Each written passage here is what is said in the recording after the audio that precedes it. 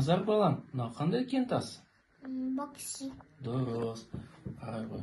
Бокситтен алюминдік заттар жасалынады. Алюминийден қандай заттар жасайды? Вертолет, самолет. Демек, сондай әдемі күрделі заттар жасалынады.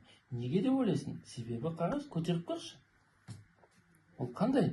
Жеңіл. Жеңіл болғаннан кейін алюминийден тікұшақтар, ғаламшарға ұшатын тікұшақтар жасалынады. Және күнделікті қолданыстағы сондай күрделі жеңіл заттар жасалынады. Оның структуралық құрылысы сондай жеңіл болып табылады. Алма қандай зат екен, Назар? Бұл мыс. Алма қандай әдемі, жылтырап тұр сондай. Мыстан қарай ғой. Әртүрлі электрондық құрылғылар жасалынады. Күнделікті қолданылатын пылесос, теледидар, холодильник, барлығының негізінде электрондық құрылғылар бар. Қарай ғой балам, көрдің бе? Қандай әдемі. Қазақстанда мыс кен орындары бар. Мысалы, жезқазғандық пласт бар деген бар. Онда үлкен кен орында, үлкен кен байыту фабрикаларында осындай кен орындарынан осындай мыстардан әртүрлі мыс концентраты шығарылады. Кейін ол мыс концентраты арнайы байыту фабрикаларында катодты метқа айналдырылады. Катодты меттен болса, әртүрлі электрондық заттар шығарылады. Кәнеке балаларға да көрсетейік. Қандай әдемі? Көрдің бе? Тастар бар. Ал енді қара. Мыс болған жерде алтын болады. Ал мынау қандай зат? Қандай тас? Алтын. Бұл пиритті алтын. Пириттар болған жерде, және мыс болған жерде алтын да болады әрдайым. Ал мұның құрылысын қара. Көрдің бе қалай әдемі? Жылтыр. Көріп тұрсың ба? Көп тастар жылтыр. Қара. Бұл керн.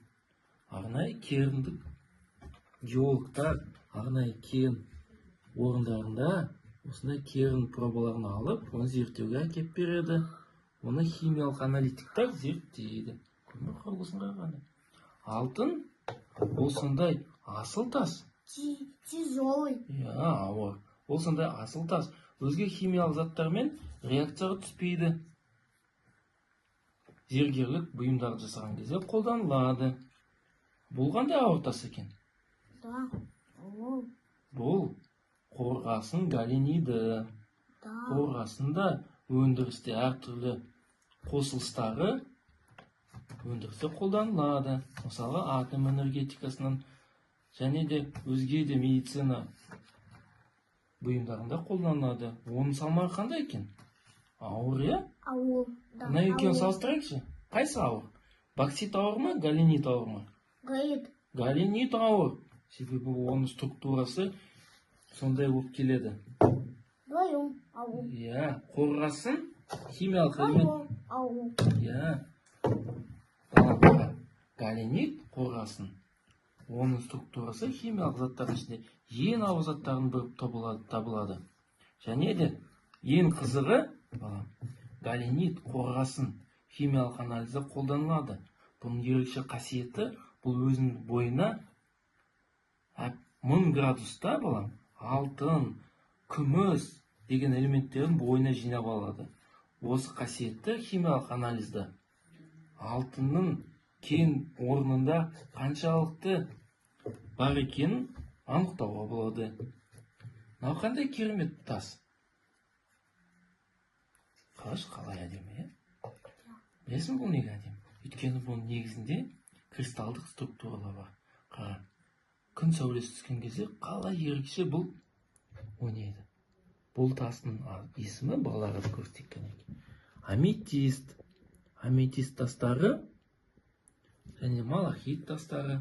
Бұлар зергерлік заттар жасаған кезде қолданылады.